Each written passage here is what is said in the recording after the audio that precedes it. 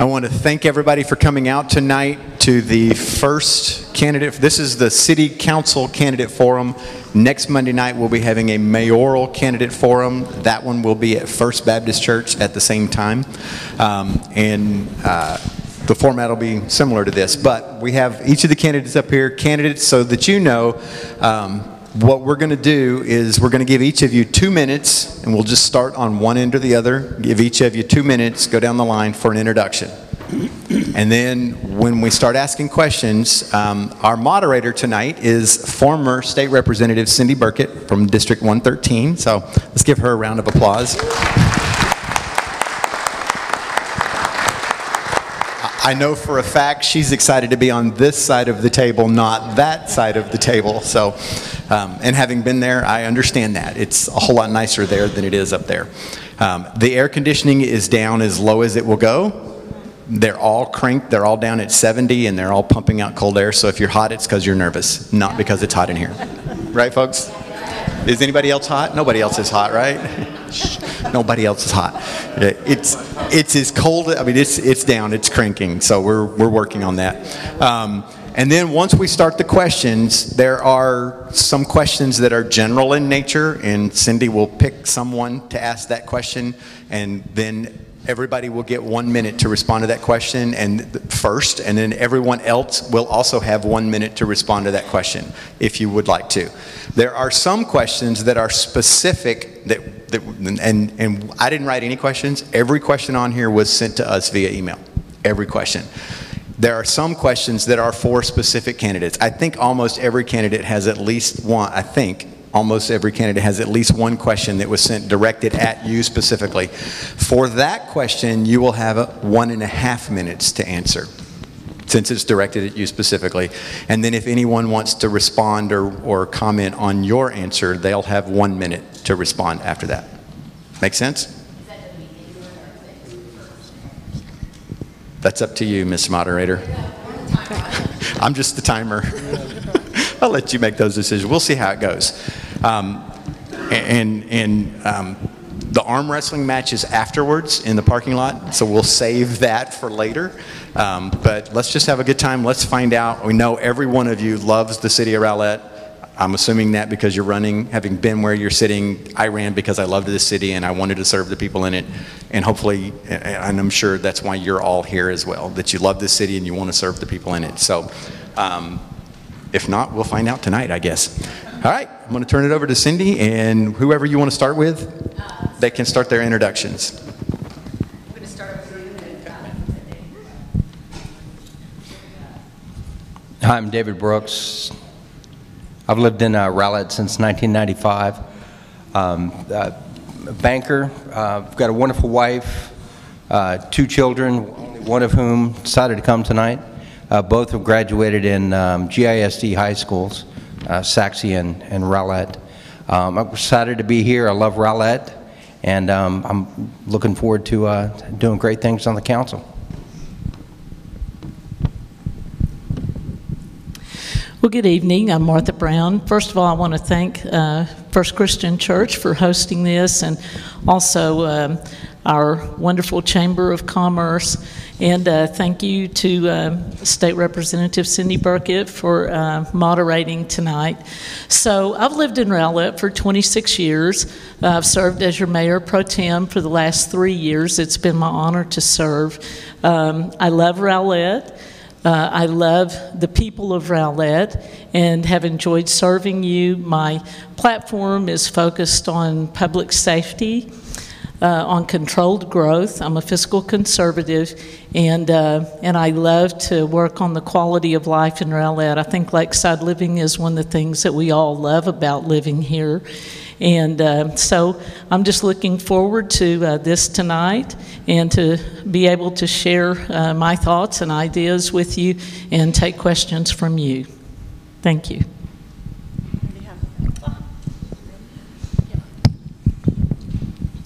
Hello, my name is Cindy Gonzalez Baker, and nice to see you, Cindy. And thank you all for showing up tonight. I'm so glad that y'all are here to hear us and see where our views are coming from, and that we're all pretty genuine. I have lived in Rowlett for 15 years now, and we moved here in 2004, and shortly thereafter my son was born. And since we love Rowlett so much and we chose to raise our son here, he's 14, also part of the Garland Independent School District. He is a magnet student in the gifted and talented aspect, and he also is bilingual.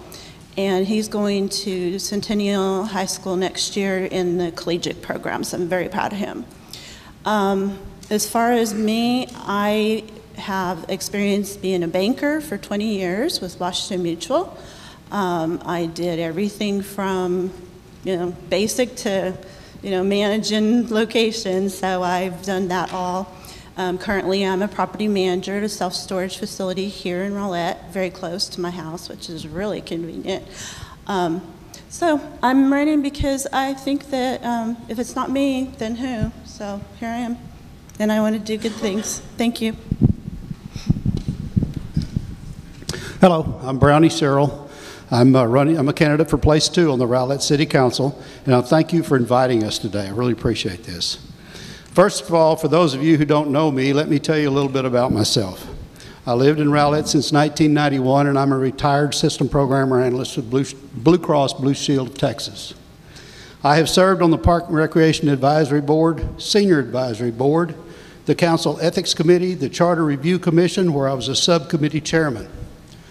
I have graduated from the Citizens Police Academies number 3 and number 33, Citizens Fire Academy number 18, Citizens City Academy number 1, and Leadership Rowlett number 26. I'm currently a member of the Rowlett City Council, CERT, which is the Community Emergency Response Team. I am a new member of the Rowlett Skywarn, Emergency Preparedness Planning Council of the North Central Texas Council of Governments. I'm a member of the North Texas Crime Commission. I'm on the Court Security Committee. I'm on the Court Governance Committee. I'm a council liaison to the Animal Shelter Advisory Board, a member of the Rowlett Chamber of Commerce, and I am a Tri-Academy alumni, charter member. I'm going to skip a lot of this because of his 2 minutes. And I'm going to say thank you again for inviting us. Election day is May the 4th. Early voting begins April 22nd. I'm Brownie Cyril, incumbent candidate for Rowlett City Council, place 2. Hi, I'm Nestle Fudge, and for those that don't know me, yes, that is my legal name. My parents did that to me, so you read it correctly. I also love that we have a brownie and a baker, so this is our sweet team. I grew up in Garland, and I bought a house in Rowlett as quick as I could. I was 24. I knew this is where I wanted to be, down payment, and I'm here. So you guys are stuck with me for at least 30 years more. I got like 26 years left, so I'll be here for a while. I am a photographer here in Rowlett. I'm a member of the Chamber of Commerce. You'll see me around with my camera at different events there as well. I am also a graduate of the City Academy for Rowlett. I was in the 3rd course of that, and I am this is my 2nd term, so 3rd year with the Arts and Humanities Commission. So I do a lot with the City of Rowlett in that aspect. I'm a mother. I do have children, and I love this city. What affects the city in the next 30 years will directly affect me and my children. So I wanted to be a part of that. I want to see a vision into fruition. And so I figured this would be the best time to run. So thank you.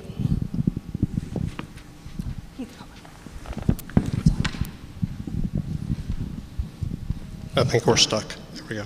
All right. Well, good evening. My name is Whitney Laning, and I've been a resident of the city since 1999 with a wonderful family. We do a lot of great things in the city. And so one of the things that we've done is I've been a volunteer here since 2002.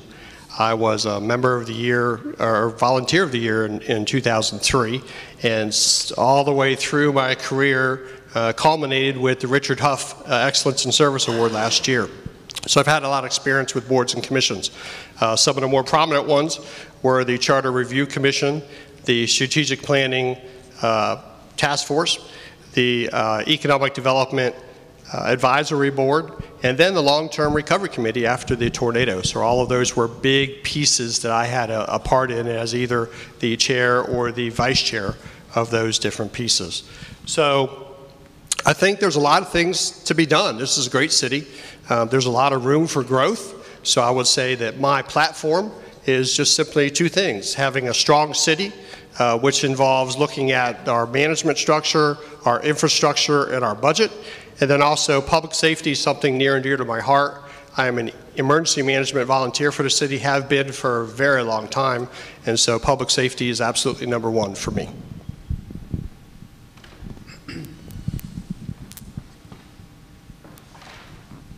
Good evening, ladies and gentlemen. My name is Louis Frisbee. I've been a citizen of the City of Rowlett for the last 22 years. I raised my two daughters, Gabby and Katie, here. My wife Mandy's here tonight. Very glad she's here to accompany me. I wanted to thank, first of all, the Rowlett Chamber of Commerce for organizing this forum tonight and for everybody showing up. I really appreciate your company tonight. I'm sure we don't have too many Texas Tech Red Raiders in the crowd. They're all home watching the basketball game, I'm sure. I grew up in El Paso, Texas. Got an engineering degree from the University of Texas at El Paso. Came to live in Dallas. Got my MBA from the University of Texas at Dallas. Started my career as an engineering designer for TxDOT. I've designed a lot of roads, a lot of bridges, a lot of facilities all over town. I've worked with a lot of cities. The company that I started is Metropolitan Infrastructure. We specialize in helping cities all over the Metroplex with their infrastructure issues. And I'm not a politician, I'm an engineer, and very concerned about the things that have been happening around our city, especially in the last 12 months. And as a result of that, I felt compelled to throw my hat in the ring, and I respectfully ask for your time to get to know me, and hopefully I'll earn your vote. Thank you. Good evening. I'm Diane Lemons. I currently work in economic development and municipality, which I've been doing for 18 years. 16 of those years I worked directly in Rowlett, 10 of that for the Economic Development Department here in the city, 6 of that as the CEO of the Chamber. I've served on multiple boards and commissions, the 2015 Bond Task Force. Those projects are being done now. I served on that board with a lot of people in this room. There's a lot of things that I've done that I'm real proud of. One was being on the GISD Education Foundation. We did a lot of work to help the kids in our community. That was really important to me. I served on Rotary for 6 years, and we did a lot of things for the kids there. We also did things for the homeless people in Dallas. So, you know, I've spent a lot of time in my career giving back. My platform here is, honestly, I am not a big fan of any more multifamily projects, not unless they're in conjunction with some commercial where it warrants the need for multifamily. I think that we have a diverse housing stock right now, and I'm more concerned about the citizens that we have here today instead of the citizens of the future. There are so many things that we can do right now that we need to fix in this community, and there's lots of things in legislation right now that could impact us, and one is the 2.5% tax cap.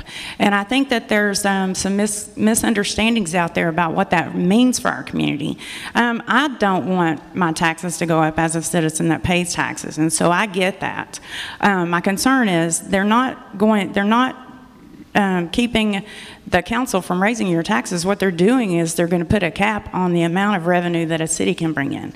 So in effect, a city could lower your taxes and you could still pay more.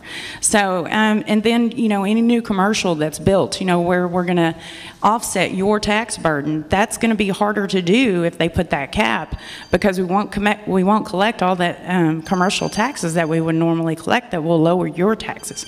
I do think there's a solution in there somewhere. Thank you. Sorry, thank you.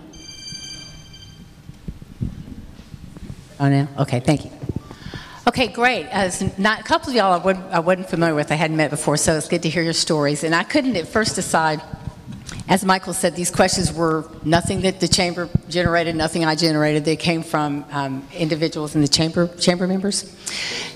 Citizens, there you go. So I couldn't decide where to start, but I think what I'm going to do, there was a section called personal, and as I was listening to your stories, I decided, well, you know, I think I'll hit those first. I was going to end with those, but we'll start with that first. And Whitney, I'm going to start with you, just because I know you won't, because you're not that new. But given how closely you've worked with several members of city staff, how do you feel about being in a position where you will be asked to make decisions regarding the well-being of those same people? Well, I think that's a great question, because over my tenure as a volunteer, I have developed close relationships with all of those staff. But I think that I can make fair and equitable judgments with them. I won't be their direct employer. In fact, the charter says that our responsibility as council members is to inquire. So I'll be able to ask them questions, to get answers from that, to help me to make better decisions. So I believe that in that frame of context, that those relationships will actually prove to be better for the city. Thank you. Thank you. Okay, Louis, this one's for you next. Is it Louis? It's not Louis. It's not Louise. Yeah, Louis is fine. Okay, great. Let me find this first. Given your lack of experience on any city boards or commissions, how do you plan to integrate yourself into the diverse group of volunteers that serve the city? And additionally, what's your primary reason for making this run? Well, that's an excellent question. And it kind of goes back to my introduction.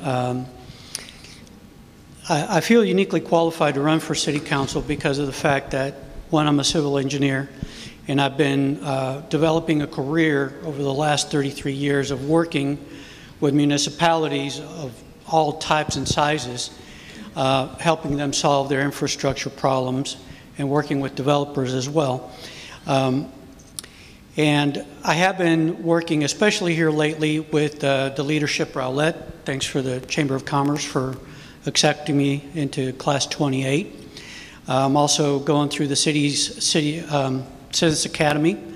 And so I haven't served on any boards, but I've been a member of this city for the last 22 years.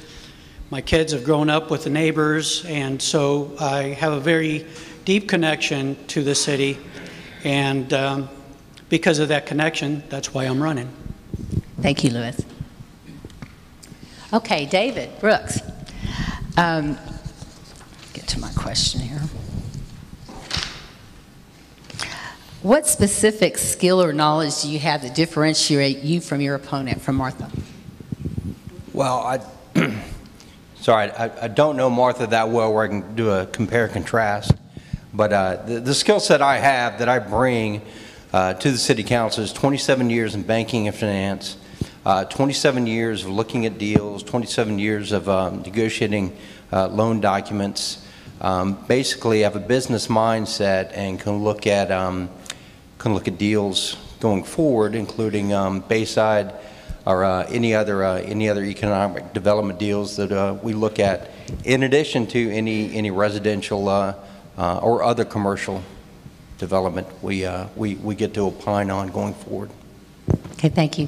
And candidates, if you see me looking down when you're answering, please don't think I'm ignoring you. Matter of fact, give your answer to these guys. They're the ones that can vote for you. But I don't want there to be big pauses while I try to figure out what I'm going to ask next. So forgive me, and if you'll help me with that, I really appreciate it. Okay. Let's see, Nestle. I'm saying that right. I loved your sense of humor about your name. Well, I got to have one. I've had it for 30 years. Well, if it's any comfort, my name was almost Cinderella. Okay. Well, then we Yeah, I know. Wouldn't that be awful? They cut it to Cindy. Thank you, Lord. Okay. I didn't have that luck.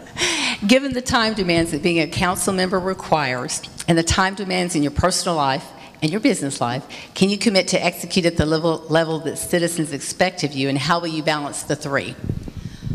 Well, first off, I'm used to balancing three. I have 3 kids, so that's a really good thing for me. I don't know how to sit still, if that makes sense. You'll see me fidget up here. If I'm not doing something, I feel like I'm not contributing. At the end of every day, I just want to ask myself, did I do more good today than harm? And if the answer is yes, then I've had a good day. I am a business owner. I started my own company. It'll be 3 years this June. As much volunteering as I do, I live and breathe by my calendar, so if it's not on there, it doesn't get done. But I move things around. I have been doing this for the past 10, 11 years, raising children, going to school, working, starting my own company. So I have learned time management to, I've just got it down. So Rowlett is my home, Rowlett is my love. So if I know that it's something that involves the citizens, then I want to be a part of it. This is something that means a lot to me. So no matter how the election goes, you guys will still be seeing me. And if you don't see me, you'll see a camera. So either way, I'll be around. Okay, Diane. You've mentioned on social media that the City of Rowlett will come first if you're elected, but your professional role with another city will introduce a conflict of interest, or could, not necessarily, for your economic development efforts. How will you separate those two roles? Well, you know, I thought about this before I threw my hat in the ring. And so I reached out to the Texas Ethics Commission, and I talked to our city attorney. I talked to my employer, my boss, and I talked to her boss. I talked to our board of directors. I have their total support. The thing is, I live here in Rowlett. I didn't leave Rowlett. I took a new job, and I took that new job because I needed insurance and benefits. And but my heart's still here. I love Rowlett. I want to contribute. I think that I bring a unique set of skills, being that I work in economic development. My job there is business retention, not attraction. It's 2 counties away, so it doesn't conflict with what this city is doing, and we're basically built out there. I have total support, and I believe that I can do a good job. Okay, let me go with Martha. And Martha, if you could just tell us what you think one of your most impactful moments as serving on the council has been and how it benefited Rowlett. Well, I think one of the most impactful moments that I have experienced recently was when we voted and I made the motion for us to file the lawsuit against Bayside Land Partners. That was a very difficult decision, but also one that, that we took a lot of time and consideration in doing. It actually took us about 2 years to get there of working with Bayside Land Partners, and I think that it was probably one of the most impactful decisions that we made as a council, but also for myself personally to make the motion that was supported 7-0 by our council. So our council was in full support, but we were also very aware that it would impact our city for many, many years to come. And so it was a difficult decision, but I believe it was the right decision because it brought Bayside Land Partners to the table to negotiate a settlement agreement with us. And I think that that was a huge blessing, kept us out of potentially 5 to 7 years of a lawsuit and of the South Side sitting vacant all that time. So I can't think of a more impactful decision that I made. Thank you. Martha. And actually, this is kind of going out of order, and David, I'm going to ask you to address this as well. You previously appeared in a television interview and were critical of the Bayside project from the beginning. What specific concerns do you have with the original design, and considering the current city council is still seeking that original plan, although we do have a compromise, how will you integrate yourself into that vision? I'm trying to remember exactly what I said in the interview.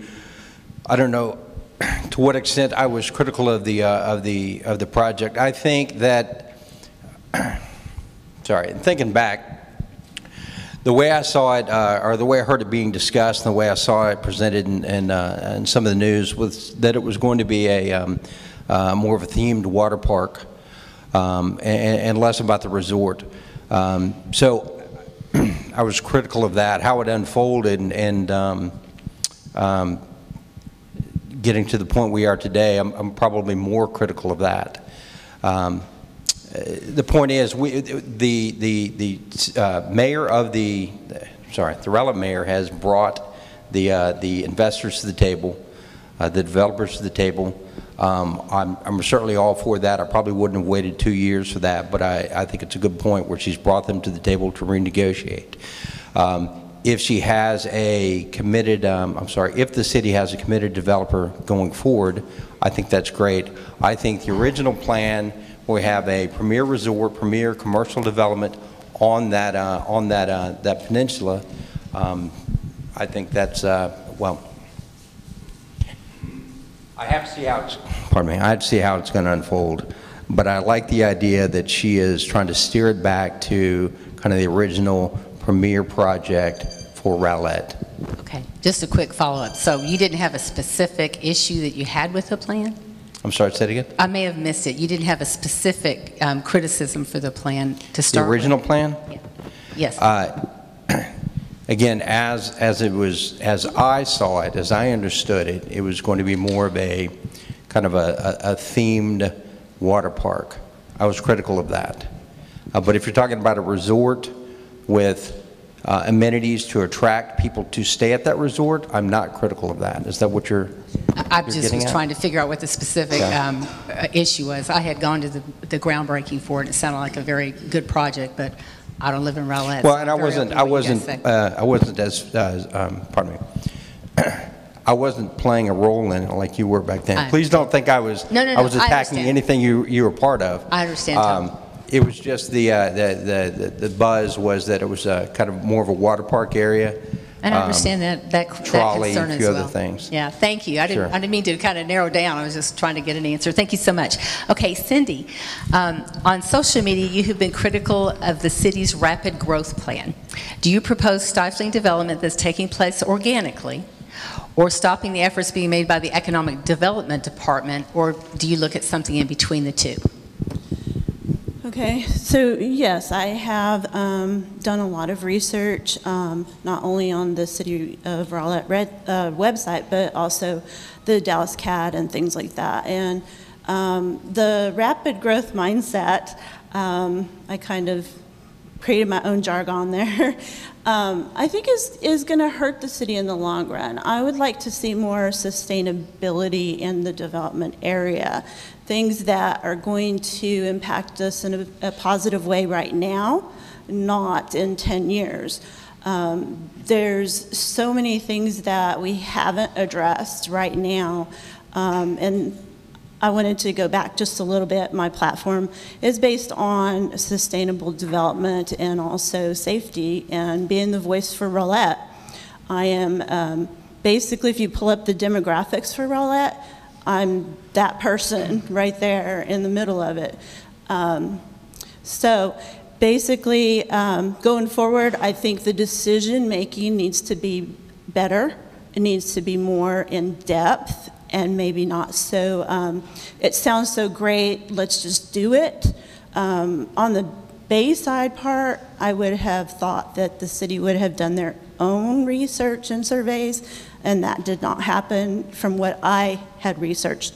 It looks like, and I'm quoting, that they made their decision based off of the information provided by the developer at that time was Mr. Donahue. So I would have liked to see the city have done their own due diligence. You're running out of time, but go ahead and finish your thought. So anyways, to answer the question, yes, development is important. There's a lot of development. We still have lots of opportunities. And I feel like our best asset for the future is our people. We're always there. I'm also a VIPS volunteer, so I'm there in the community as well. Okay, thank you so much, Cindy. Appreciate it. Okay, Brownie, you haven't been in the hot seat yet. Let's do Brownie, I'm going to ask you, because you guys are the two current members, y'all are getting to get the same question, but what do you feel like is something impactful that you did on the city, and if you can give us some specifics while you've been serving on the council? Well, I think one of the impactful things we did, excuse me, I haven't talked in so long, my voice went away, was like Martha said about Bayside, about our decision with the settlement, you know, our decision with the lawsuit that we had to go through. I think that was very impactful. But for me personally, one thing that I did is I found out that our animal shelter did not have a generator. So if the power went out, there's no heat, no air, no anything for the animals. And this is really a critical problem. I mean, some people might not view that as critical, but it's very critical. So I took it upon myself, and with the help of Councilwoman Pam Bell, and we pursued getting a generator for the animal shelter so this can't happen. I had to tell the city staff and the rest of the council that they would be coming to get animals if the power went down on some cold night. And that worked greatly because we got the generator very quickly. But I thought that was a very important thing that needed to be done in the city. It was one of those things that not too many people know about. Thank you, Brownie. I appreciate that. Okay, let me get this question. This one, I'm going to just start down here with David. Everybody gets this question. It's kind of a roll-off of what Diane was talking about. What is your opinion on the legislature pushing to cap property taxes at 2.5%? If that occurs, how do you propose to make up for the estimated $1.8 million loss to the city of Rowlett if the caps were to be implemented? So I'm not as up to speed on the 2.5 cap, but if there is a reduction in tax revenues, then we'd have to use some of our reserves that we have in place now, and in order to make up those revenues going forward, we need more development brought to the city. We need to increase our tax base. We need to attract commercial development to the city. Thanks.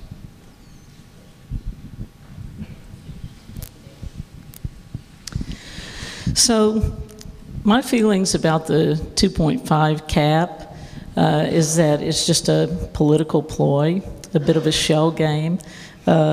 I don't know if you agree with me or not, having I have no comment. Right. Having spent as many years as you did serving us as a state representative. 1.8 million would have a huge impact on our city budget. And, you know, I just believe that we should make all of our financial decisions locally, that it shouldn't be made for us at the state level on that. When we make our decisions locally, I think we make the best decisions. There have been a lot of decisions made in school finance where things were supposed to have been spent that we sent locally to the state, and it got siphoned off for something else. So I am for local decisions for our finances. Thank you. Thank you, Martha. Cindy, you're next. Thank you, Cindy. Okay, so about the 2.5% cap. Okay, so my feeling on that is that I'm glad we have a cap. At least we know where we're at. It's currently at 8. Just for those that don't know, it's currently at 8%. They're thinking lower it to 2.5, and if you go over that, you have to have a vote. Okay. And I'm sorry, That's David, great. I should have given you that information. I think that would be really, I think that's a good thing that we have some kind of a cap in place that we know worst case scenario. As a property owner myself, I would like to know worst case scenarios, and also, you know, I prefer not for them to be raised at all, but we already know that that's not sustainable. But maybe the amounts don't have to be so significant. It should be part of the development projects, like the future development of the city. We're going to have some type of businesses that can help support our tax base, and that's fine, as long as it's a sustainable development. Then I would vote yes. Thank you. And I did have Michael give you a couple more seconds since I had commented. Real quick, though, Brownie, I want to give David another opportunity since I gave everybody else more information. Did you want to add anything with that information, David? As far as bringing it from 8% down to 2.5%, that's what the legislature is looking at right now. Well, the question was what would we do if we had the cap cut brought down, right? So my opinion is different, but what we would do is what I said. I mean, we'd have to, you know, from a purely fiscal process, we'd have to dip into reserves, and we'd have to increase tax revenues in the long run. Okay, thank you. I just wanted to make sure I wasn't handicapping you. That wouldn't be fair. That's right. But when I say increase tax revenues, I don't mean personally, right? I don't want to increase my tax revenues. We increase tax revenues by increasing everybody else's. Well, no. We increase the tax base. We bring in more commercial development and residential development. Okay, thank you, David. Thanks. I appreciate it. Okay, Brownie, I'm sorry. I just didn't want to not be fair to David. Okay, number one, I'm not for the 2.5% tax cap. That is too low. I believe that's the state involving themselves in city business, and the city council and the city staff know more about city business than the state. But I do believe there needs to be a cap. We have an 8%. It can be lowered. I don't know. You know, that's a little bit more thought. I guess they just surprised us with the 2.5. But if we go down to a 2.5% cap, we're probably going to have to think about losing some services just to make ends meet. In which case, we're going to have to involve the citizens in that. We're going to have to hear from the citizens on what services they're willing to do without. So, thank you.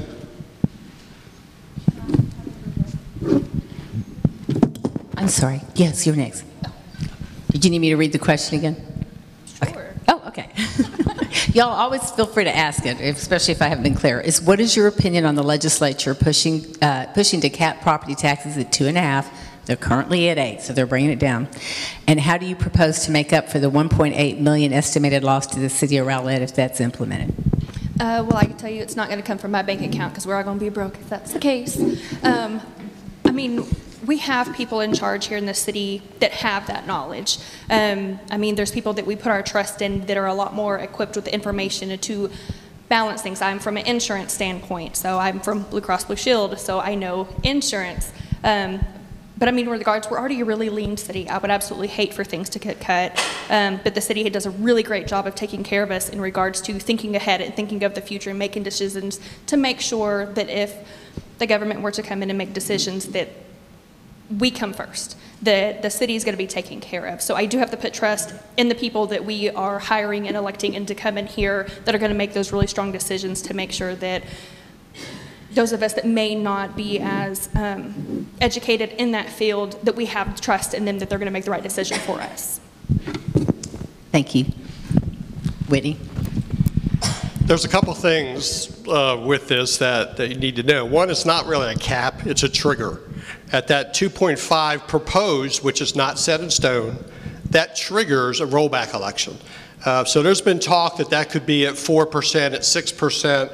It's not necessarily 2.5%. They haven't passed that yet. So the problem that presents is a timing issue for the city, because you wouldn't be able then to have a budget set in stone until the voters voted on it if it went over the trigger, which would then present a big issue for us. So essentially the city would have to come up with 2 budgets, one to pass immediately that would fund you beginning October 1st, and then a second budget which would be anything over and above the trigger amount that would then go to an election. So we may not have to have tax cuts, but it certainly presents a different type of issue that we haven't had to confront before. Local issue is the key. Lewis? All right, two-part question. So the first part is that I find it interesting that when the federal government passes laws that affect the state of Texas, our state legislatures are the first one to complain about unmandated or unfunded mandates. However, that's exactly what our state legislature is doing to localities all over the state by trying to pass this one-size-fits-all legislation. So what they're trying to do is get our attention as local representatives to take this under control, and I think our council will do that. If we lose that funding, well, first of all, if the cap gets triggered, no citizens group is going to pass an automatic increase in their own taxes. So even though it's not a cap, it's a trigger. In effect, in reality, it's a cap. So we'll have to adjust our expenditures to meet the lower budgets. Sorry, I'm out of time. Diane? You can expand a little bit now. Okay, I touched on this a little bit a while ago. I personally get that the citizens want a cap on their taxes. I understand that. Our taxes are extremely high here. The problem I have with it is the cap is on the amount of revenue that the city can bring in. It's not on your taxes. So if we build a new building and we have new tax revenue coming from that building and there's that 2.5% cap, we're not going to capture that money that's going to offset your burden. So that's the problem. This bill has been coming to legislation for the past 6 years. Some very variation of this bill will pass. Really thought it was going to pass at the last legislation. It probably will pass at this one. If it doesn't, it definitely will at the next one. So we need to be prepared and think exactly how we're going to handle this, because it's going to be in our future. There are some bills that are out there also to offset this. So there's just, it's a lot of moving parts at this point. But I get why the citizens would want it, and I also understand how it could harm us to some extent. Thank you. And as long as we're on taxes, I'm going to start down here again, David.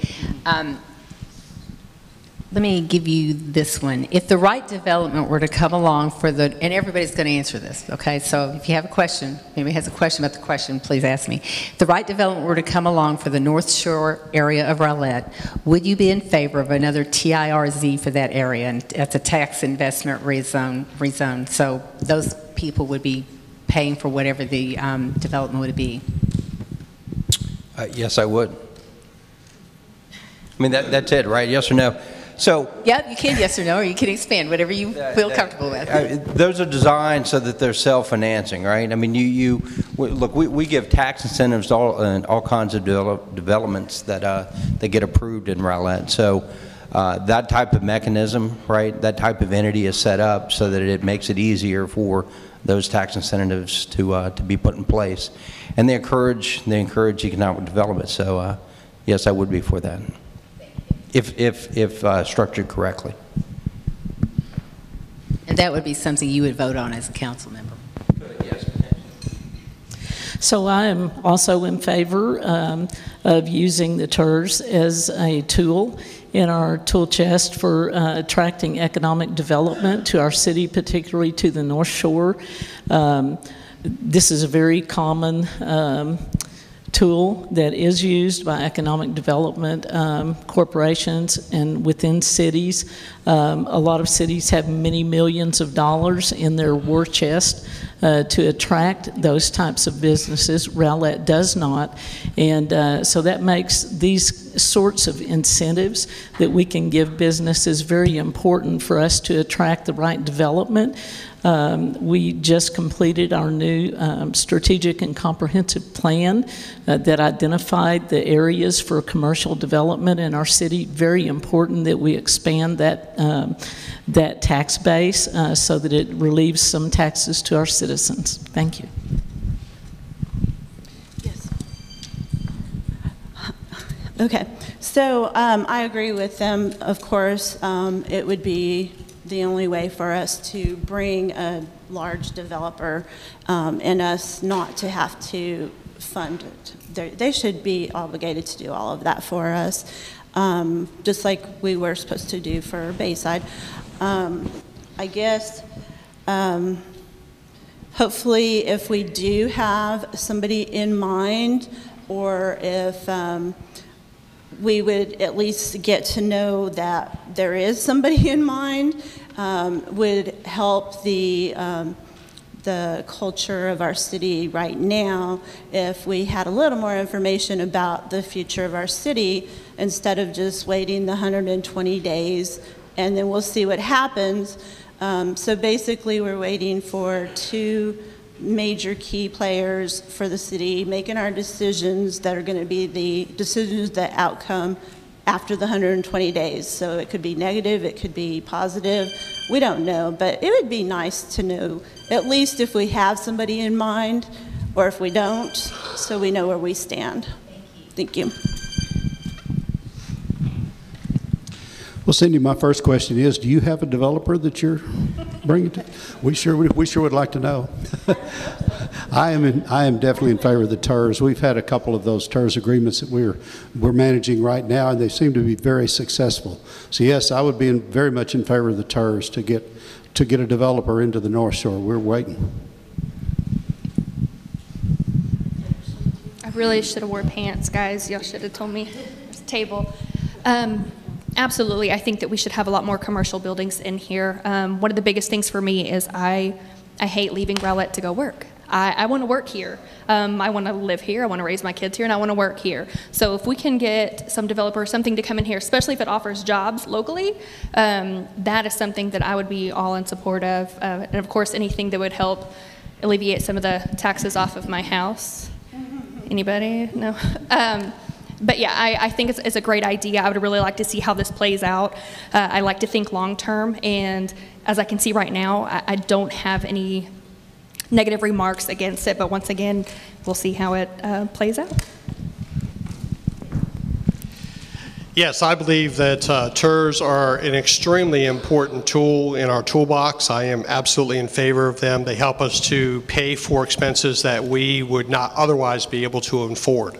So it is a way to bring in more commercial development, bring in those things that we need to, build infrastructure, and really make it work for us. So Martha's absolutely correct. Because of the commitment that we've made to DART, a lot of our funding that would have been used for an economic development corporation is tied up in our DART system. And that leaves just a very small basket of opportunities that we can use to attract businesses to our city. And so we have to be extremely careful and extremely smart about where we put TERS or other economic incentives. And we certainly shouldn't give away incentives when we know that the individuals that are wanting to make those investments will be willing to make them anyway. And then that way we can reinvest on projects that we really do want to bring in that will generate the local employment and generate the local taxes that we need to pay for infrastructure improvements.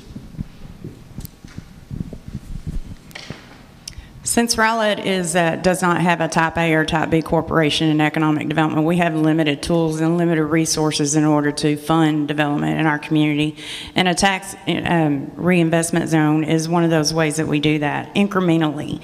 And so I would be in favor of a TERS bringing any big business here. I would like a portion of the revenue generated in a TERS, though, to be given back to the city. I mean, at the end of the day, we're trying to lessen the burden on the citizens by generating commercial taxes. So I wouldn't want 100% of the revenue generated from a TERS to go back in that project. I would be in favor of having a portion of it rebated back to the citizens. Again, that's one of the tools that we have here in Rowlett, since we don't have a corporation in town to entice development. It's typically used for infrastructure and rebated their costs and things of that nature. So yes, I'd be in favor. Okay, and as long as we're talking about how we fund stuff, and I'm going to start with you, Diane, because I always put David out there first. He can listen to what everybody's saying. Are you in favor of continuing to bundle bond items which might otherwise be seen as unrelated? For example, the public safety package that included funds to research a new municipal complex. I'm pretty sure you know my answer before I stand up. No, I actually had a little bit of heartburn when they put a $500,000 ticket item under public safety to do a facility needs assessment. And I guess I probably had a little more heartburn than somebody else might have, because when I worked on city staff, we did a facility needs assessment. Now granted, it's aged, it's a long time ago, but the deal is that the needs haven't changed. The facilities have increased in value, but we're still in those same buildings. Things like that haven't changed. And so I don't understand why that would have or should have cost us $500,000, and I don't think it was appropriate to put it under public safety. I think had that been standing on its own, I don't think it would have passed. And I think at some point you need to put trust in your citizens to make those decisions. It was their right. And so, I mean, nobody's going to deny public safety, so I think it was inappropriate to put it there. So yeah, I don't like bundling things. I think Diane is absolutely right. It's a really bad idea to bundle projects that are questionable, because it puts our citizens in a very awkward situation of having to vote down projects that are very important to the city. And you know, you take a chance. You take a chance. So best thing to do is to spread it out and let the citizens have the choices that they need on the kind of infrastructure that they really want to approve and pay for, because in the end, that's who's paying for it. So, you know, let's just think about that. I believe bonds are a very important tool for financing within a city government. However, I would agree with my counterparts here that That was an inappropriate type of bundling for that piece. I think there's, in general, they do pretty well. They do infrastructure and parks and recs and things like that. That makes sense to everybody and have common themes. But that one seemed to be a little disjointed between the two because they really didn't fit together. So I would say that if I was doing it, I would not have put those two together. You're next. Okay, so that one's a tough one for me in regards to bundling them. When I first moved to Rowlett, I am young, I'm 30, well, at least I feel young. I didn't know what bonds were. So it actually forced me to have to research, to have to look into things, to get involved in the city, to ask questions, to figure out who I needed to email to ask these questions to, because I wanted to know what am I voting for. In that sense, I really actually had to break it down. I couldn't personally vote down something because of one little piece. Of course, I would vote yes for something because of 85, 90% I agree with, but then that 10%. I personally did not mind the bundling this last time, but I really do think that maybe we could have a little bit more thorough investigation going forward in case we needed to split it up. Well, first off, we have the Community Investment Advisory Board go out and determine what the bond projects are going to be and bring them to the council. And in open meetings, we discuss every one of them from top to bottom, left to right. And all we ask is for citizens to come to the meetings. They are open. Come and give us your opinions. Talk to us. We ask that. We did not get any opinions on that up front. We decided to bundle it, so we did. And I would suggest that the citizens please come out to the council meetings when we are talking about these things and give us your input. Thank you.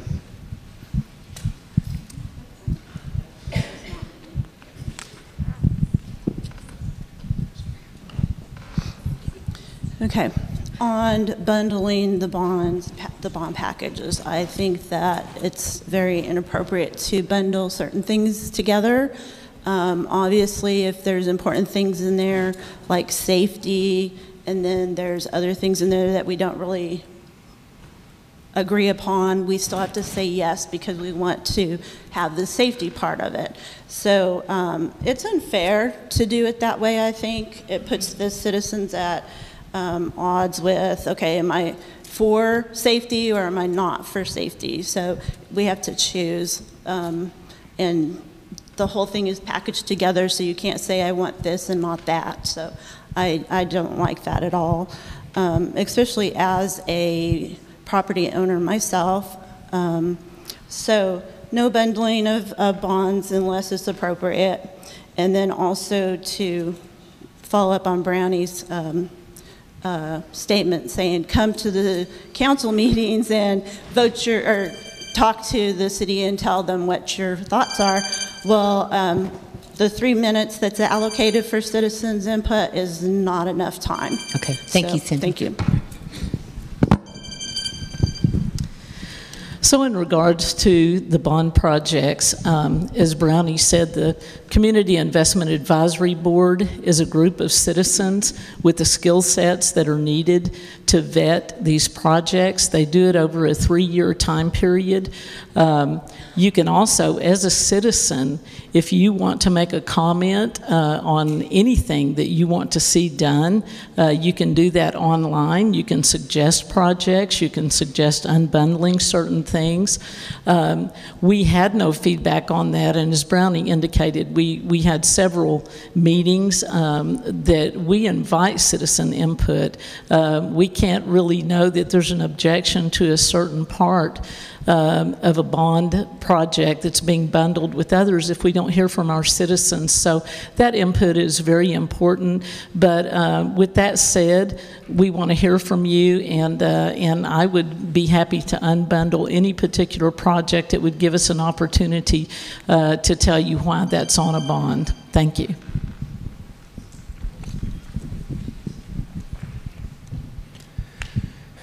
If you're talking about bundling as a tactic in order to get one maybe controversial project funded by putting it with non-controversial projects, then no, I'm against that.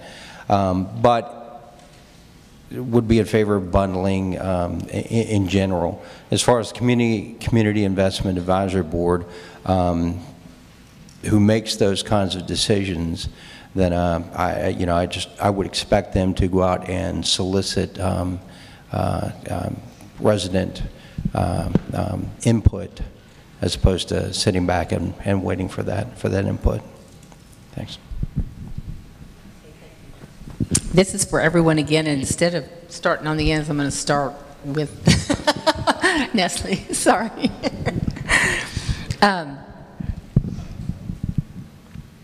Be an easy one, please. Be an easy one. All right. I'll try to give you an easy one. What city services and departments do you view as absolutely essential to the city, and why?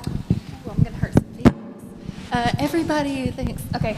After going through the Citizens Academy, I absolutely fell in love with a few of our great things. First, I got to say arts and humanities, just because that's mine.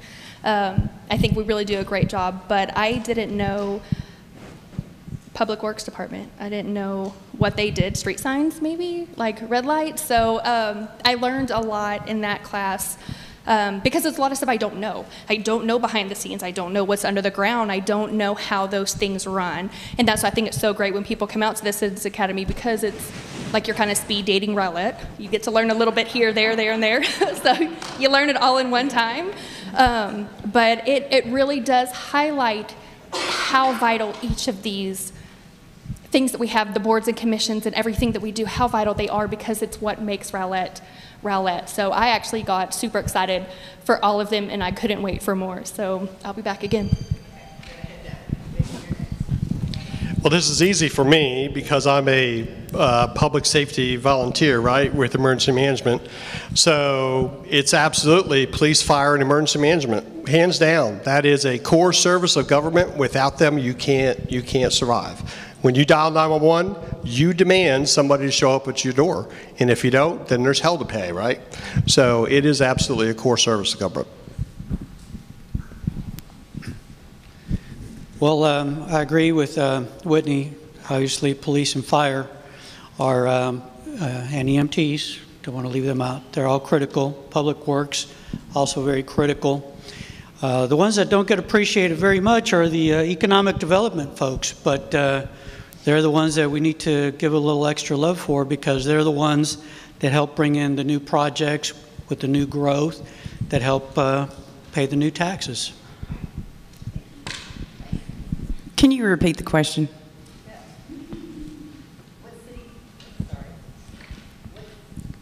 Can you hear me? Oh, there it goes. What city services and departments do you view as absolutely essential, and why? Oh, it's public safety, our first responders, police and fire, and public works. I mean, we have to have our streets and our utilities working. We need rescuers to come and get us if something goes wrong. Those are essential. To be real honest, all of the departments are essential, but, you know, if push comes to shove, there are some that, you know, you could reduce if you had to. You cannot reduce your police and fire or your public works folks. That way. Well, I have to agree with what you've already heard. Police, fire, and public works, and I'm going to agree with Whitney on emergency management. I have seen what our emergency manager does. I have seen him up at 3 o'clock in the morning just because a storm is rolling in, just to protect the citizens of Rowlett. It's a very important department. So police, fire, emergency management, and public works.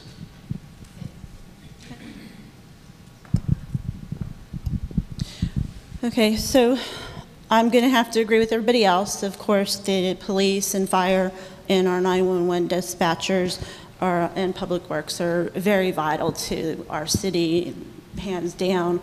I'd also like to take this opportunity to thank the Rowlett Police Department and the Fire Department and the 911 dispatchers. They are there all the time. They're doing the best they can every day. And I just want to thank them for their service to the city. Also, yeah, I guess that's about it. The question's already answered, so. Thank you, Cindy. Thank you. Martha. Well, absolutely. Providing for public safety is the #1 responsibility of government. And so I agree with all my friends here on the platform tonight that public safety is #1. That's our fire, police, our 911. And then also we have to have our city services, so public works is absolutely essential, and that would be my top 2.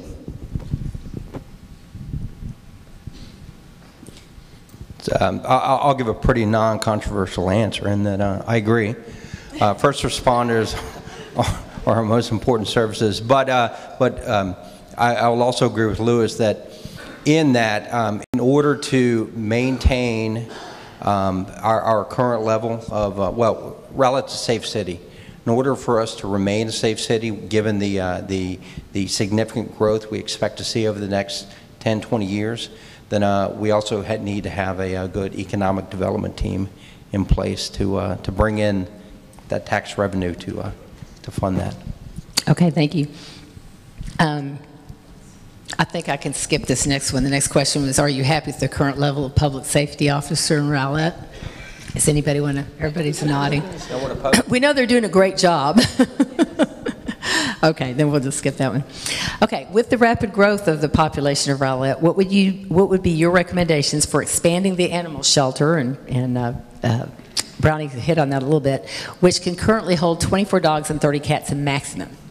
And have you ever visited the animal shelter? I'll start down here with David, and everybody gets to answer that one. Expand it in terms of what? I have been to the animal shelter, great people there. But expand it in terms of what? Personnel, size, capacity to hold animals? It's a good question. Why don't you share with me whatever you think on that? Well, I mean, that's part of the budgeting process, right? That's a line out in the budget. I certainly think it's important, but I don't have any specific proposals for that now. So evaluating the capacity of our different city departments and all the different buildings that we have is part of the study that was funded through that bond project for a civic complex. And so part of that is evaluating what our needs are, not only for today, but for the future.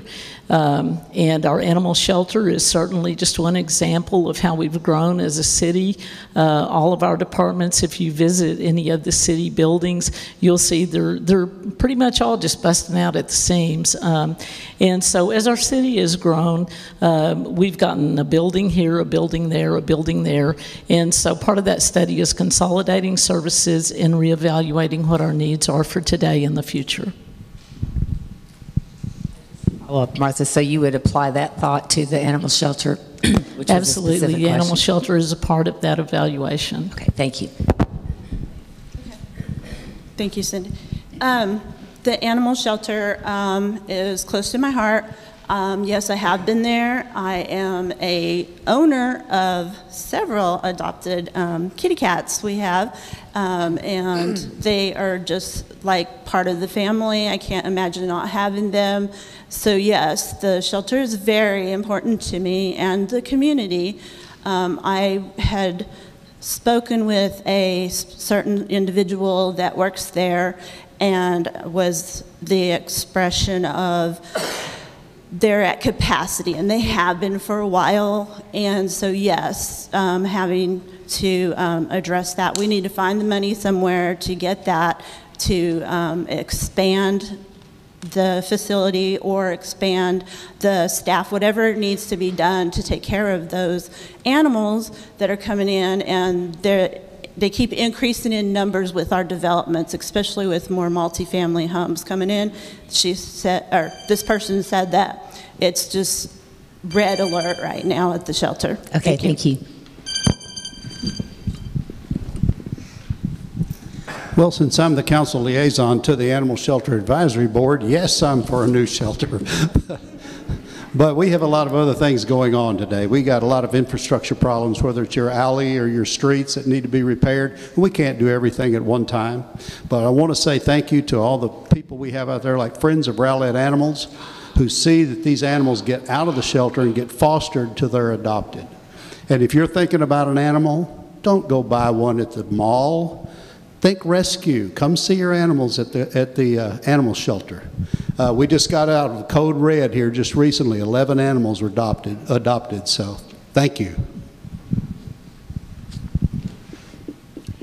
I am definitely with Brownie on that aspect. I have been there. I actually have taken a stray that I found up there, and that was the second time that I had actually got to visit. I personally got to see, I couldn't keep the dog, but I just shared a picture and told him where I found it and described it and everything, and it was amazing to see the outpour from Rowlett. Jump on that, share it on apps, different Facebook pages. It was amazing to see how quickly this community comes together to get this animal adopted. Somebody came in and got it so quickly that it wasn't even put on the Rowlett page. It was a little Yorkie, so of course it was gone. But I would love to see them get what they want, but at the same time, like Ronnie said, we do have other things that kind of take, it gets put on the back burner, but I think with what we have and the people we have there and the resources we have, they're doing an amazing job getting these animals where they need to go into a safe home. I believe the animal shelter is a point of community pride for us, and it's woven into the fabric of what makes us a great community. So yes, I would support any type of proposals that were brought to us to expand or add FTEs or those types of things that would help them to be able to do a better job. They do a great job today. They're in excess of like 99%, I think, is a no-kill shelter. So it's one of the best that we have in the area. I'm very proud of them, and I'd be happy to support that. Well, to concur with my peers, I definitely support the animal shelter, and I commend the many volunteers that have donated for expenses out there and donated their time. And Brian, I'm really proud of you for taking care of greeting those little dogs when they come to City Council to visit. I don't know if y'all know, he keeps a little bag of milk bones there at the dais to help the little doggies when they come over. But good job. And yeah, of course, we got to support our animal shelter. Okay, will you repeat that question? I will, because I think it's kind of gotten where we're not answering it anymore. With the rapid growth of the population of Rowlett, what would be your recommendations for expanding the animal shelter, which can currently only hold 24 dogs and 30 cats maximum? And have you ever visited the animal shelter? Yes. Don't forget the first part of the question. I'm not. I've been to the animal shelter many, many times. I have 4 fur babies. I would probably put it out there to the citizens that much like we did the Kids Kingdom build, I mean, there are ways to afford things like the expansion of the animal shelter without literally having to hit our general fund. The citizens in this community love their dogs, love their cats, and I think we'd probably get a whole lot more support for the expansion of the animal shelter than people probably realize. So if there was an expansion need, which it sounds like there may be, I would probably do a little grassroots movement and see if I couldn't get the citizens to help pay for that. Thank you, Diane. Okay, I guess I'll start down here as you, David. You're first in the hot seat. Do you believe that housing prices have outpaced the middle class ability to afford safe, sanitary housing in Rowlett? If so, would you support the development of attainable housing for the working middle class if it meant additional multifamily development? Let me take an opportunity to step back. I love Diane's answer on that last question. So are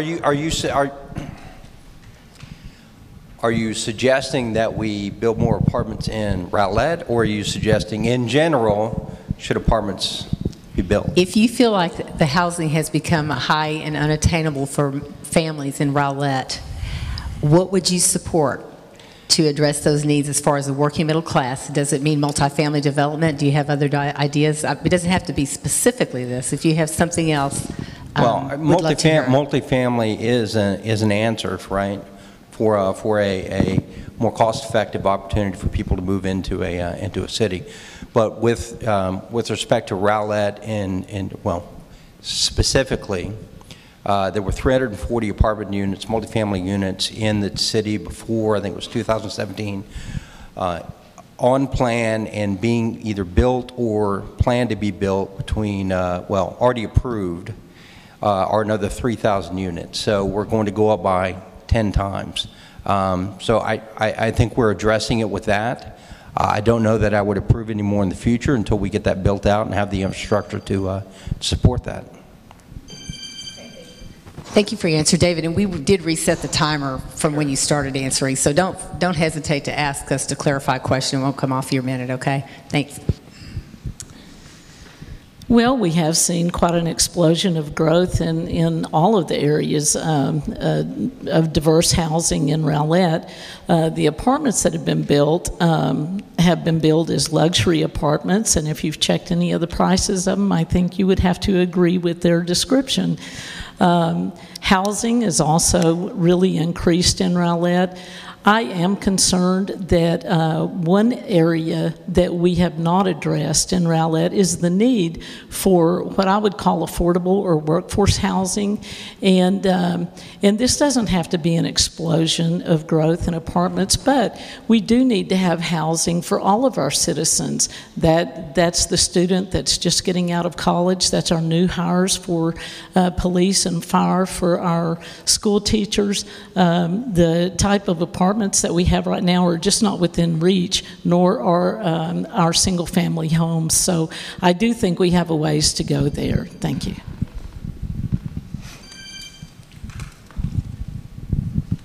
Okay, could you say that question, or say it again?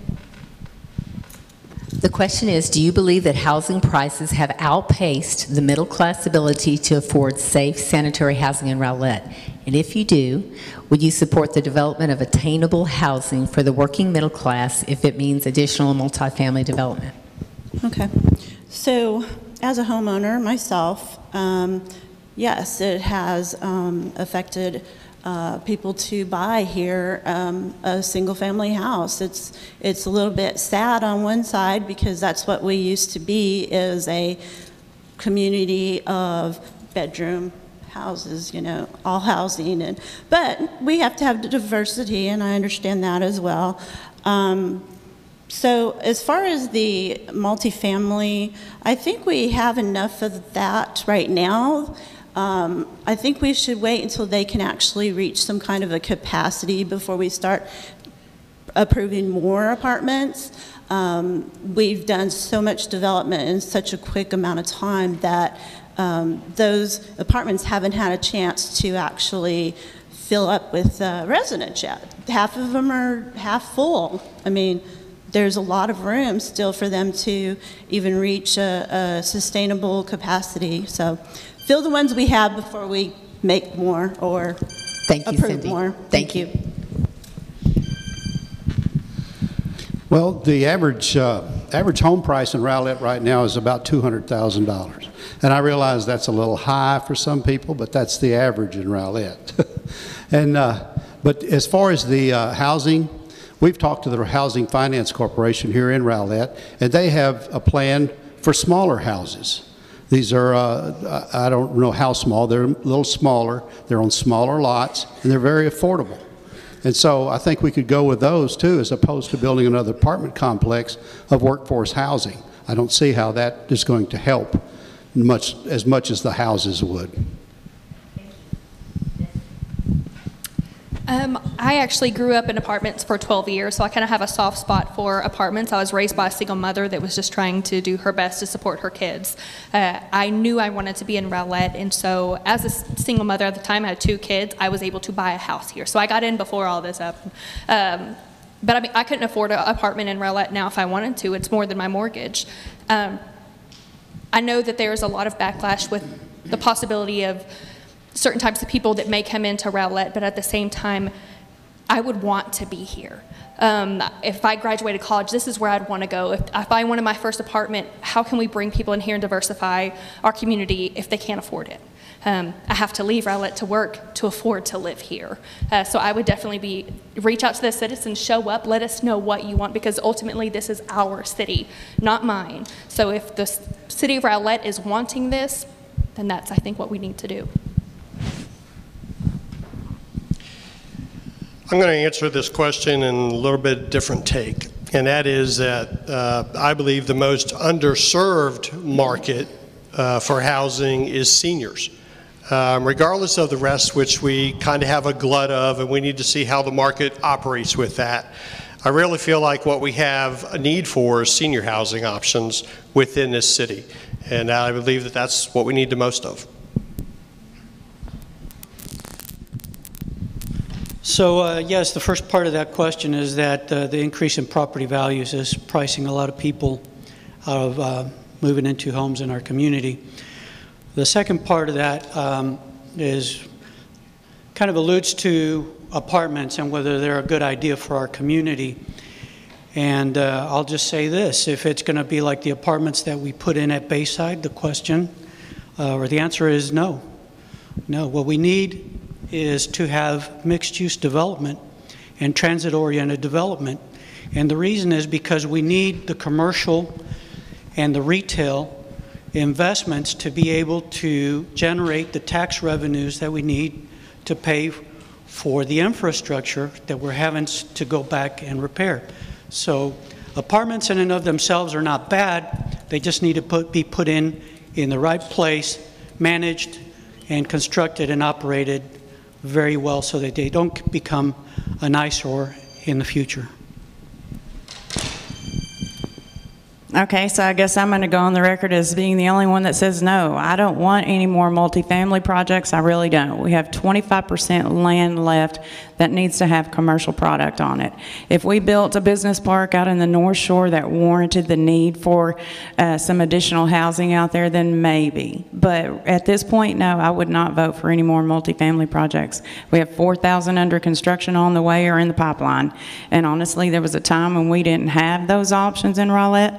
But I'm here to represent the citizens that we have right now, not the ones that we may get in the future. So right now we need commercial development and we need to take care of the folks that are already here. Okay, and Diane, I'm going to start with you. It'll be for everybody, though. This is kind of a follow-up to that question. When a rezoning request comes before you, if you're on the council, what specific considerations will or do you give to ensure the city upholds its standards as it relates to form-based code and the comprehensive plan? When a rezone comes before council, that means they want to put something somewhere that you have identified as a city and on your boards and commissions strategically that you want a certain thing there. So if they're coming there to rezone it, they're wanting to deviate from that plan. So honestly, you have to take that on a case-by-case basis depending on where it is, what it is, how old the form-based codes are, do they make sense anymore, that sort of thing. But, you know, I mean, those strategic plans, a lot of effort goes into them. And typically you have identified, along with your citizens and council and many, many people that have said, we want this here. So I don't think you should deviate from that. So I would be real concerned, you know, if they want to come for rezoning, because that means they want to take a commercial piece, if you will, and put a housing piece there. So, yeah, that's my take on that. Cindy, could you please repeat that question? When a rezoning request comes before you on the council, what specific considerations will or do you give to ensure the city upholds its standards as it relates to form-based coding, which is our current standard in Rowlett, and the comprehensive plan? Well, the comprehensive land use plan is critical. Every community's got to have one and pay very close attention to the details of it to make sure that that becomes the marching orders or the vision from that point forward.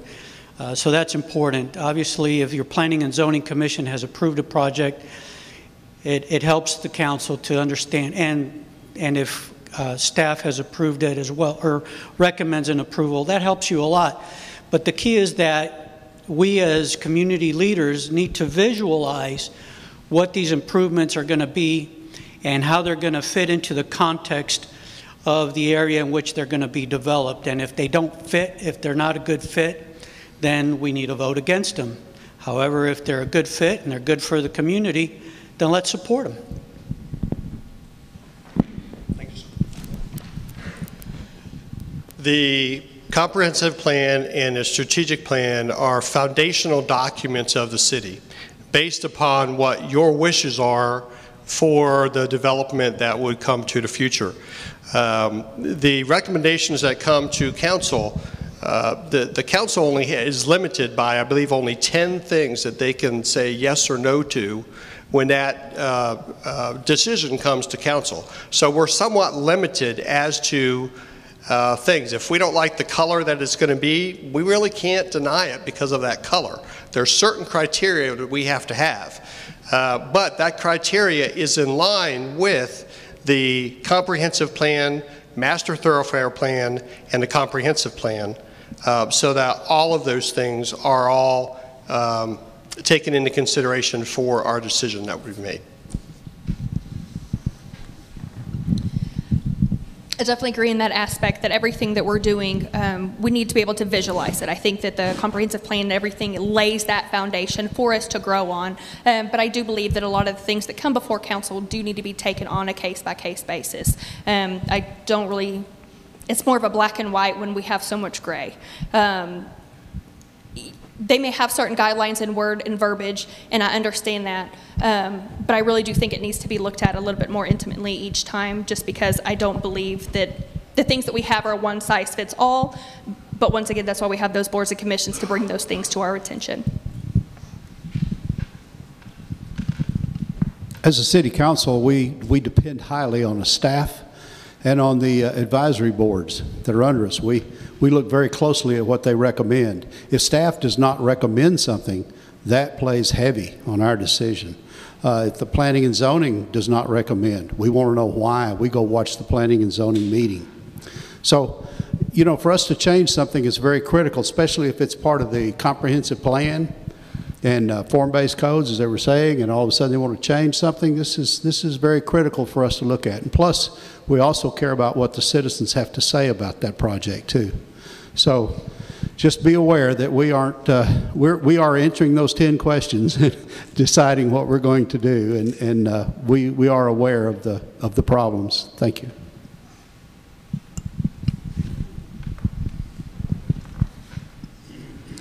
Okay, so I agree with a little bit of everybody. What they're saying is things need to be evaluated case by case on their merit. Some things make sense, some things don't make sense. So if it's something that makes sense and it benefits the citizens, then yes, I would vote for it, or at least explore the options so that we could vote for it. I understand there is guidelines from the form-based initiative, but there's also the human side to everything that should be considered as well. And again, as long as it makes sense and it's planned properly, then I think it's a good thing. But otherwise, no. So having just recently completed our strategic and comprehensive plans with a lot of input from our citizens, and also those commissions, committees that were made up of citizens, it took a lot of time and input in developing those plans. I think the closer we are to it, the more closely we would adhere to that. However, everyone gets their opportunity to present their projects to staff, to P&Z, and also to council. Part of that process is citizen input. Notifications are given to the citizens that live within 200 and 500 feet of projects that are being proposed, and we take that input very seriously, not only written feedback, but when those citizens come and give us their feedback during council, and that helps us make our decisions. We take all those things into consideration. Yeah, I think your question was what considerations should be made? What would you think if you had somebody coming up for you and they want to do something outside of the current zoning standards or the Right. the form-based code? What thoughts, what items would you want to hear or do you think would be important? I know I'm getting more in detail to make that decision. Sure. I think those deviations should be small, right? It's case by case, as everyone here has said. They should be small. A lot of effort went into that comprehensive plan. We've got a vision for the city, so they should be small and should make sense. But I think any one of us here would look for input from P&Z or the other staff in the city and come up with or agree to changes, to deviations, but only if they made sense. Okay, now I'm going to go a little bit into the policy of the city itself, and I'm going to make this will go to everybody. I'm going to hit Whitney first. Since we were talking about the form-based coding that we have here in the city, in your Dallas Morning News statement, you mentioned an ordinance review committee. Who would serve on this committee, and what do you envision it doing? This is for everybody, so everybody be ready. What? Repeat that last part again. Who would serve on this committee, and how do you envision it working? So I would envision it working much like our other boards and commissions, where each commission or each council member would appoint a number of folks to this commission. They would review ordinances that were older than 5 years and less than 10 years old, and they would determine whether they were effective and efficient, and they were really meeting the intent that the original ordinance provided. And then if not, they would make recommendations to the council for change, much like the Charter Review Commission does, and then the City Council would make those determinations and either revise or reject those. Okay. Diane, let's go down here and then go that way. I just hit Whitney first because he'd made a statement in the paper about it.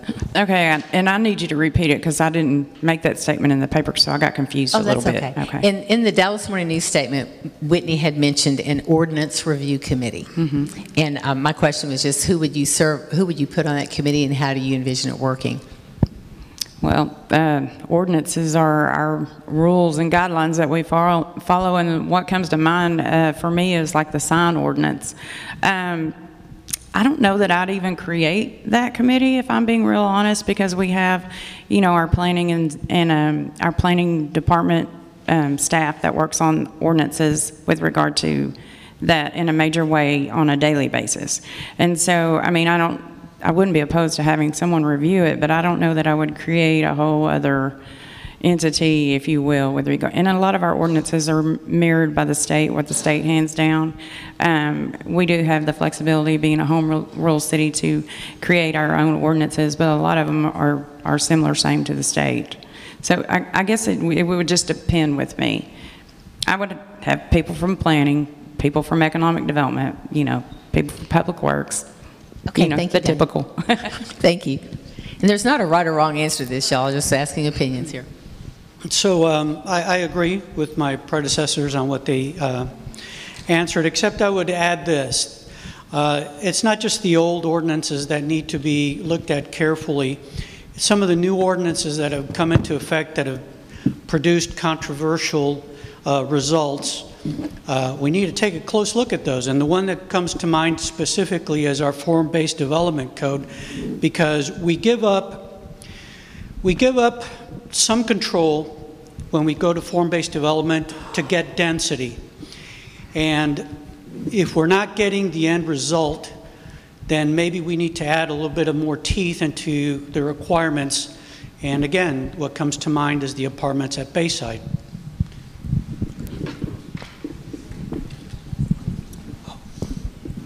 Well, I wouldn't be on the committee because that's not my forte. I love our commissions that we have here. I think one of the ways that we could utilize the people that we already have, they're volunteers, they've already been checked out, they've already spoken to people, is possibly having one of these commissions create a subcommittee that they can review these things possibly 2 times a year or whatever they deem appropriate. So instead of creating a whole new committee, I think that we could just utilize the people that we have that are already very passionate and have the knowledge to just break down into a subcommittee. We do it all the time in our current committees. If something comes up that's not necessarily something that we thought of at that time, we'll create a subcommittee and reconvene and really dive deep into it and discuss those matters. Well, personally, excuse me. Personally, I don't see anything wrong with an ordinance review committee. I think they should be very selective as to what they're reviewing. But I am not opposed to it. And as far as who I would put on the committee, I have no idea. Maybe Todd Guttell. I don't know. I don't know who I'd put on it. But he didn't even hear that. But no, like I said, I'm not opposed to it. I just think we need to be very selective about what ordinances are being reviewed. Thank you. Thank you, Brandon. So on our current commissions and boards, we currently have several different boards and committees and subcommittees. The thing that I've noticed during my research is that most of these committees and commissions, boards, and also subcommittees are the same people over and over on several different boards or several different committees. I think that should be more diversified. I think there should be a more variety of people making those decisions. And, you know, I feel like some of them may be in conflict with each other. So I would really want to look at how we are addressing things now. But also, my vision would be to have a task force of maybe 5 key people in the city that can get things done now that is affecting the city and the citizens now. For example, there's plenty of money to do several things. We just have to find it, shift it around like they normally do already for different projects to focus on those specific things that the task force would have to get done in a timely manner. Okay, Thank you, Cindy. Martha? So I believe I would be in favor of an ordinance review type committee or commission. We review our charter by law every 5 years, and sometimes more often than that. But I just think a general good principle is to take a look at the things you have. We've all heard of these cities that have ordinances that you can be put in stocks on the town square if you spit on the sidewalk, and they never got rid of it. So I don't think we have one of those, but I do think it's a good idea to review the ordinances that we do have, going back to some of the oldest ones. And you would really have to have a diverse group on this committee to review these, to make recommendations. Obviously, you would want expertise in the area that the ordinance applies to. And so, yes, it might have to be broken down into subcommittees, to your point, but I think it's a great idea.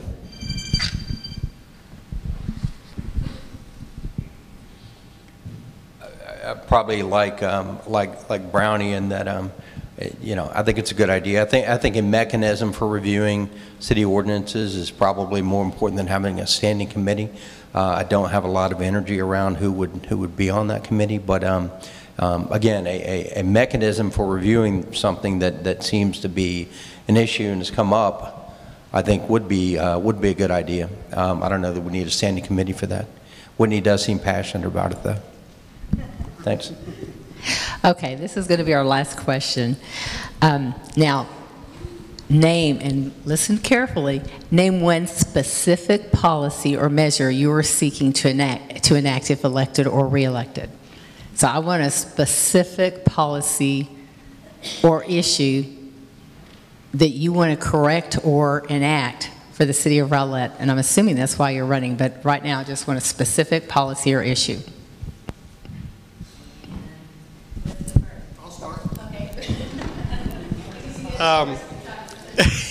Well, it's okay. So the other issue that I mentioned in the Dallas Morning News, who also incorrectly told me that, or told everyone that I was 119 years old, is a scorecard system. And so the scorecard system has been something that has been implemented in other cities.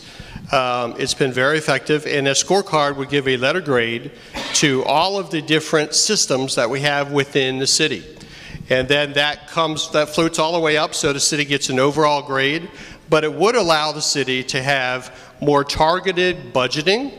It would provide more transparency. It would also give the city more accountability toward the departments to be able to do that. And the best thing is it gives the citizens the ability to look and see what's working and what's not working. Thank you. All right, could you, I know you wanted us to pay attention, but I want you to repeat that question. Getting your feet over there, I'm teasing. Okay, name one specific policy or measure you are seeking to enact if elected or re-elected in the case of our current members.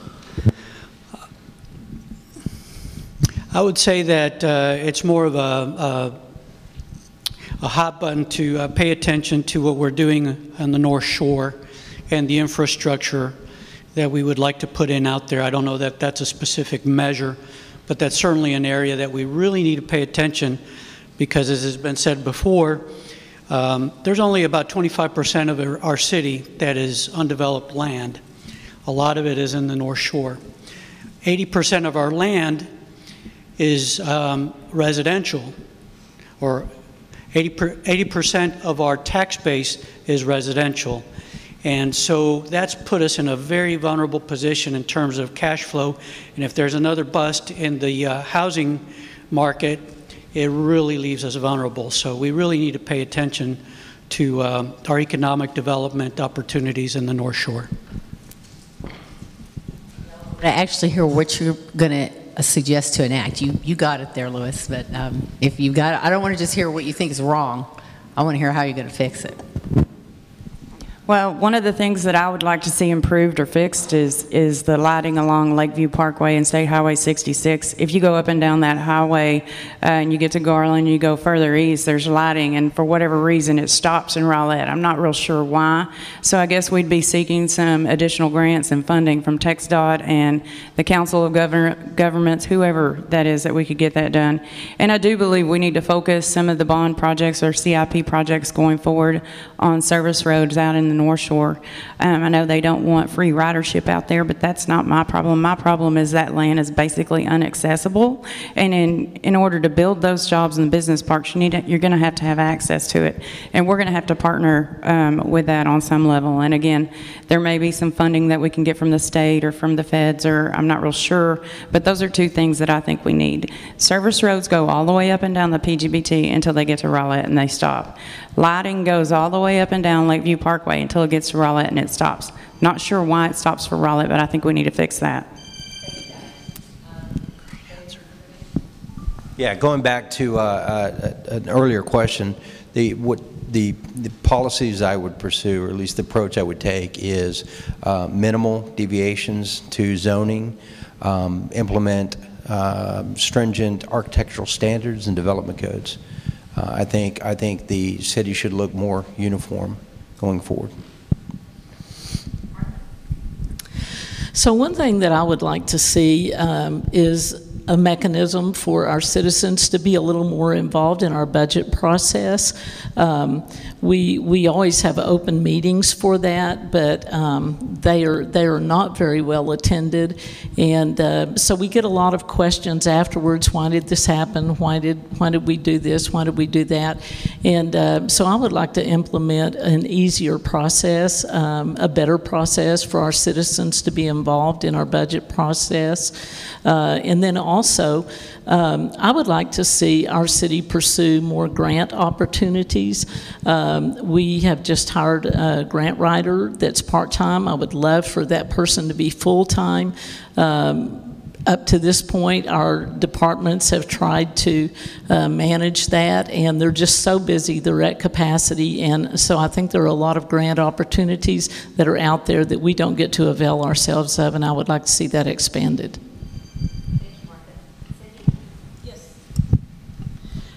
Okay, so I guess it's all about, I want things to be more focused and centered on the citizens of Rowlett. So my idea was the task force team that would focus on immediate issues and concerns that we're feeling right now, which kind of plays into Diane's statement of the Highway 66, the lighting and the traffic, but also I liked Martha's statement about making sure that the citizens have more say-so in things that are being done in the city. So all of that ties into the citizen-focused decision-making, but also, again, grants. As a successful grant writer myself, there is several opportunities out there for us to just ask for.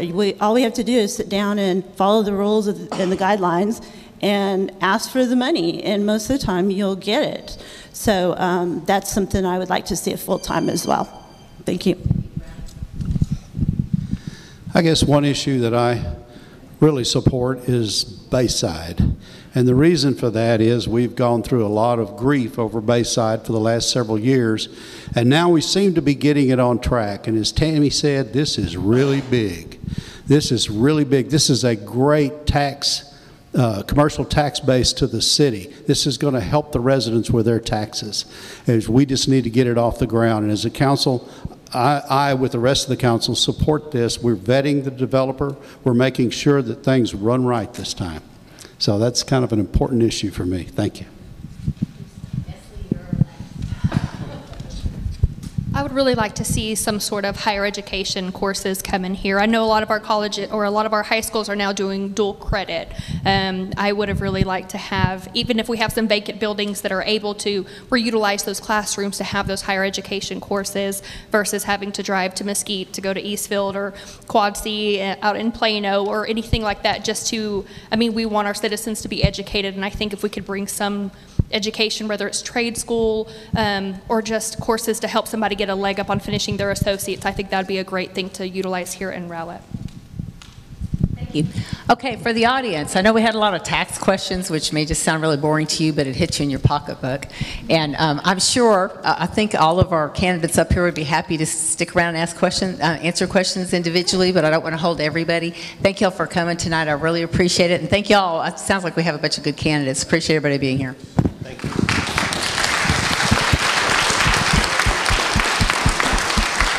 And just real quick, I want to thank Cindy again for moderating. And the guy in the back corner, I want to thank Drew Rist for being here, Facebook Living this for us tonight. Thank you, Drew.